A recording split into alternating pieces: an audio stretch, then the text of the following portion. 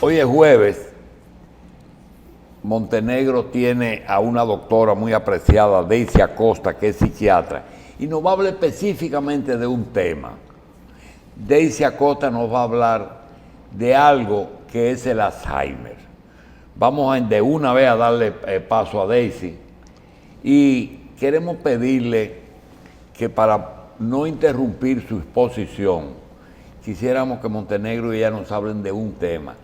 ¿Es el Alzheimer una enfermedad que ha crecido en frecuencia porque está aumentando el Alzheimer, o está aumentando la población, o la población está aumentando la edad en que aparece esa enfermedad? No sé si me explico bien. Es decir, si la enfermedad es propia en gente de más de 70, de 80, y a la humanidad estar viviendo ahora más años, ¿esa es la razón por qué hay más Alzheimer, o realmente aparece en cualquier edad y hasta Alzheimer prematuro? Carlos, adelante. Sí. Daisy Acosta, nuestra psiquiatra, quien nos hablará de eso. ¿Qué tiene usted que decirnos con respecto a esta inquietud acerca del Alzheimer? Pues muy buenos días a todos. Gracias al doctor Hassim por permitirme estar en este espacio. Sí, definitivamente el Alzheimer tiene una prevalencia tremenda a nivel del mundo. Se consideran que actualmente hay 50 millones de personas en el mundo con demencia, y para el 2050 esta cifra se va a triplicar a unos 155 millones. Como podemos ver, estamos hablando prácticamente de una epidemia. Ya estamos bajo una pandemia, pero tenemos por debajo de esa pandemia una epidemia. La enfermedad de Alzheimer se ve más en el factor de riesgo más importante es la edad. Por tanto, se ve más en personas luego de los 65 años y, como bien decía el doctor Hassim, pues al aumentar la esperanza de vida de las personas, pues hay más personas de edad y por tanto eso influencia muchísimo en la alta prevalencia de esta enfermedad. Pero no quiere decir eso que también se vean las demencias, especialmente la tipo Alzheimer, antes de esos 65 años, que sería ya de comienzo temprano. Doctora, buen día. Buenos días. ¿Cuáles son las causas que provocan la enfermedad de Alzheimer? Fíjate, todavía no se tiene una causa exacta, y eso que se descubrió en el 1906. O sea, tenemos más de 100 años con la enfermedad y todavía la causa exacta no la tenemos, pero las teorías más aproximadas es que existe una proteína que se llama la proteína beta amiloide, que se corta de una manera muy larga en unos 42 aminoácidos, y eso realmente daña el citoplasma de la célula y por tanto mata las neuronas, produciendo una neurodegeneración que conlleva a las pérdidas de las capacidades cognitivas, conductuales y funcionales de las personas. Entonces, ¿significa que no hay forma de prevenir la enfermedad o existe algún método preventivo? Justo el pasado mes de julio, el editorial de comisión de la revista Lancet adicionó a los factores de riesgos ya existentes 3 factores de riesgos más. O sea que tenemos 12 factores de riesgo que pueden ser modificables. O sea, modificando estos factores podemos modificar el curso de la enfermedad y prevenir el Alzheimer. De manera que esos factores de riesgo tienen mucho que ver con el aparato cardiovascular, por ejemplo, la hipertensión en la edad media de la vida, la educación desde la edad temprana, todo lo que es malo para el corazón es malo para el cerebro. A esos factores de riesgo, la educación es el factor más importante y hay que puntualizarlo desde el comienzo de la vida. Los 3 factores de riesgo que se adicionaron fueron la contaminación ambiental, el uso excesivo de alcohol y el trauma craneal. De manera que, y todas son cosas prevenibles a través de prevención a nivel de salud pública. De manera que es muy importante que nuestro Ministerio de Salud esté al tanto de estos factores de riesgo para poder orientar a la población.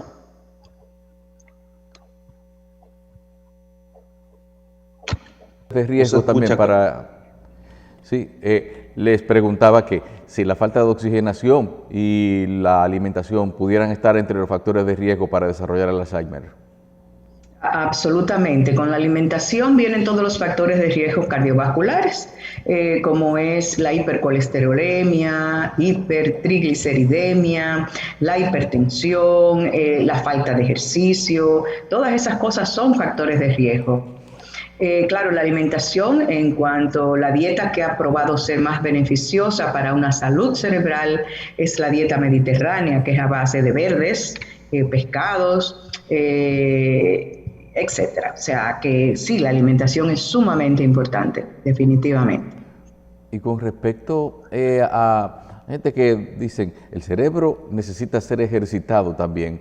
¿Algún tipo de actividad, no solamente más allá de la física y de la alimentación también, lo que viene siendo del desarrollo intelectual? ¿Hay algunos factores también que se pudieran usar como prevención para evitar tener el Alzheimer? Claro, la rehabilitación neurocognitiva, como llamamos, ¿verdad? No podemos llevar el cerebro al gimnasio a levantar pesas, pero sí podemos ejercitar y debemos ejercitar nuestro cerebro de manera constante, haciendo cosas tan simples como sopas de letras, crucigramas, lecturas, mantener nuestro cerebro activo y nuestros sentidos alertas. Fíjate que la falta de audición tiene una carga de un 8% en el desarrollo de una demencia. Y encima el aislamiento social que sufren las personas con pérdida auditiva, que es un 2%, el aislamiento social es un 4% y la falta de audición es un 8% de carga como factor de riesgo para tener una demencia. Y el paciente con falta de audición se aísla, porque no escucha, no oye bien y no se pone los audífonos. Los audífonos son protectores para las personas que pierden audición. De manera que tener esa audición cerca de ese lóbulo temporal, manteniendo ese lóbulo temporal activo, es sumamente importante en la prevención de las demencias. Doctora, ¿cómo darse cuenta cuando uno está comenzando los primeros síntomas, las primeras señales de la enfermedad? Mira, es muy sutil porque se parece mucho al envejecimiento normal. Es que se me olvidó una cita, es que estoy muy estresado, se pone la persona irritable. Yo siempre comparo estos estadios iniciales de la enfermedad como un cisne, que tú lo ves majestuoso en el agua, pero si le ves las patitas debajo van a millón. O sea que una persona que está perdiendo cognición, que está perdiendo funciones cognitivas, tiene que funcionar a toda capacidad, usar toda su reserva cognitiva para poder hacer lo que hacía antes. De manera que son cosas muy sutiles, porque eso pone a la persona irritable, todo le cuesta trabajo. Y la primera cosa es, pero mami si está peleona, pero papi si está raro, pero, o sea, y es muy difícil de tú determinar realmente qué es el comienzo de un Alzheimer. Por eso hay que ir al especialista desde que tú sientas que se te olvidan las cosas. ¿Y eso a qué edad más o menos los estudios indican que comienzan las primeras señales? Porque a uno a veces, yo recuerdo a los 20 y pico años, a veces se me olvidaba las cosas y regresaba a la casa y al final a lo mejor eso no tiene nada que ver con el Alzheimer. Y lo que estamos escuchando usted puede provocar cierta alerta a personas que son jóvenes todavía, y sería interesante saber más o menos a qué edad estar atento a estas señales de pérdida de memoria, sutiles como usted lo dice. Fíjate, por definición, demencia es la pérdida de las funciones cognitivas ya adquiridas. Y usted acaba de tener todo su armamentarium cognitivo más o menos a los 20, 21 años. O sea que antes de esa edad no podemos diagnosticar una demencia. Y es muy raro una demencia que no sea verdaderamente genética antes de los 50, 55 años. La edad de corte que nos da la Organización Mundial de la Salud para tener una enfermedad de Alzheimer de comienzo temprano o comienzo tardío es antes o después de los 65 años. Pero es importante, fíjate, Montenegro, ir al médico cuando tú sientes que se te olvidan las cosas, porque hay muchas cosas que son curables que producen trastornos de memoria.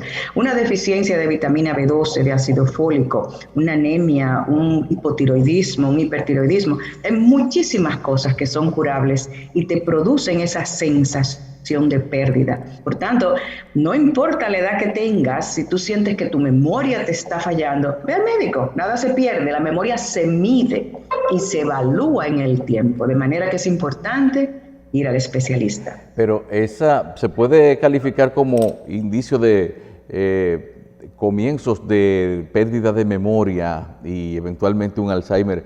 Asuntos tan cotidianos como, por ejemplo, se me olvidó lo que vine a hacer, o quizás el tanto agobio por una multiplicidad de cosas, de responsabilidades que una persona tenga, de que algo se le pase, o quizás hasta el hecho de que una idea se le ocurra tardíamente, como puede alguna vez uno sentir. Pero para nada, porque a todo el mundo se le olvidan las cosas. Yo vivo olvidando las llaves del carro y mi celular. O sea, eso no es para nada. El asunto es la cantidad de veces que eso te pasa y cómo el otro te ve, porque muchas veces, o sea, tú te encuentras que todo está bien, pero escucha a tu alrededor.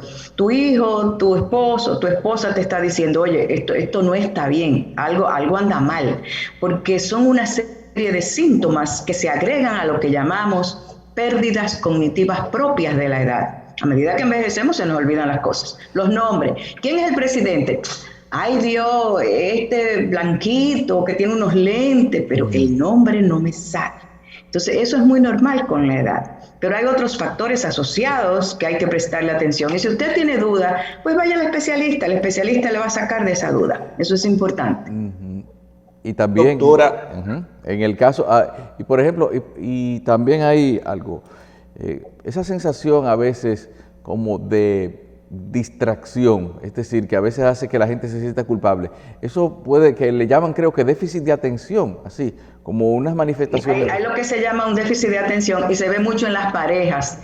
Me dice, doctora, yo pienso que él se hace. Pero ese es otro tipo de déficit de atención. Yo pienso que él se hace que no me oye, pero o qué sé yo, o son olvidos selectivos. Amnesia selectiva. Amnesia selectiva. Pero sí, hay lo que se llama los trastornos de atención que son muy comunes y son personas, el que tiene déficit de atención, que están hablando contigo, pero están pensando en otra cosa, por tanto pierden la información. Eso es diferente a lo que es una enfermedad de Alzheimer. Son dos trastornos diferentes. Porque la pérdida de atención no es pérdida de memoria, es atención, que es un componente muy importante de memoria, pero no es memoria misma. Doctora, una persona que ya tiene un Alzheimer desarrollado, ¿cuáles son, qué es lo que le provoca, cómo actúa, qué es lo que le pasa y cómo afecta a su entorno, ¿cierto?, su situación, ¿cierto?, con esta enfermedad? Mucho, porque no es una enfermedad de una persona, es una enfermedad de la familia y de todo el que le rodea. Fíjate, los primeros síntomas son olvidos frecuentes, olvidos de memoria reciente, que se confunden con la vejez normal. Yo entro a mi casa con la llave en la mano, sonó el teléfono, solté la llave, adiós llave. No me acuerdo de la llave. Cogí un dinero, lo guardé, no me acuerdo del dinero. Y comienzan las acusaciones, pero yo guardé el dinero, seguro me lo robaron. Si son las parejas, dicen, lo que pasa es que él quiere volverme loca, o al revés, y me quita las cosas de sitio y me los guarda.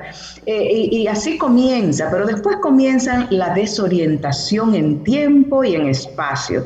¿Y qué día es hoy? ¿Y cuál es la fecha de hoy? Y ya lo pregunta tanto que, oye, algo está pasando aquí, esto no es normal.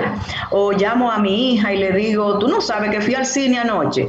Y al ratico vuelvo y la llamo, y tú no sabes que fui al cine anoche. Ya la hija dice, ven acá, me estás repitiendo lo mismo.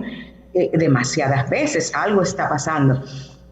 Cuando esto viene a ocurrir, que ese es el problema de esta enfermedad, ya es tarde, porque es una enfermedad que tiene años caminando cuando viene ya a dar estos síntomas. Entonces, de ahí la dificultad del tratamiento. A esas desorientación también viene ya la desorientación en el espacio. Es que ya me pierdo en sitios conocidos para mí. Es que ya fui a visitar a mi hijo a su casa y duré 1 hora dando vueltas porque no me acordaba dónde era. Y a eso se van agregando ya otros síntomas. Es como un mapeo en el cerebro realmente, porque la pérdida comienza en el hipocampo, que es donde está la memoria reciente, después se va a los lóbulos parietales, que es donde está la orientación, después eso va subiendo hacia la corteza cerebral y viene hacia la corteza prefrontal, que ya es cuando se pierde entonces la personalidad del individuo. Me voy poniendo irritable, me deprimo, dejo de comer, pierdo peso, y así comienzan los trastornos de conducta. Puedo alucinar, ver cosas que no están, puedo... una serie de síntomas, trastornos del sueño muy comunes, y ya a medida que la enfermedad avanza, pues una persona que se va a encamar porque pierde las funciones, todas. Pierde la función de caminar, pierde la función de tragar, y comienzan los ahogos, comienzan las neumonías por aspiración, que es una de las causas más importantes de muerte en una enfermedad de Alzheimer. Pero también hay algo, yo me he encontrado un caso de que una persona con 65 años, paciente con indicios evidentes de Alzheimer, que sus padres son casi centenarios y no lo tienen. Entonces, ¿el factor genético pesa tanto? Fíjate, son Alzheimers esporádicos, ¿verdad? Porque la enfermedad de Alzheimer, no todas las enfermedades de Alzheimer son genéticas. Hay lo que se llama enfermedades de Alzheimer genéticas, que son aquellas que tienen un gen, que se llama el gen de la presenilina 1 y el gen de la presenilina 2. Esos son Alzheimer verdaderamente genéticos. Si tú tienes este gen, a ti te va a dar Alzheimer y te va a dar temprano. Por ejemplo, en Colombia hay unas 370 familias con este gen y son niños que lo siguen ya desde los 8 años, porque si tú tienes este gen, definitivamente te va a dar una enfermedad de Alzheimer.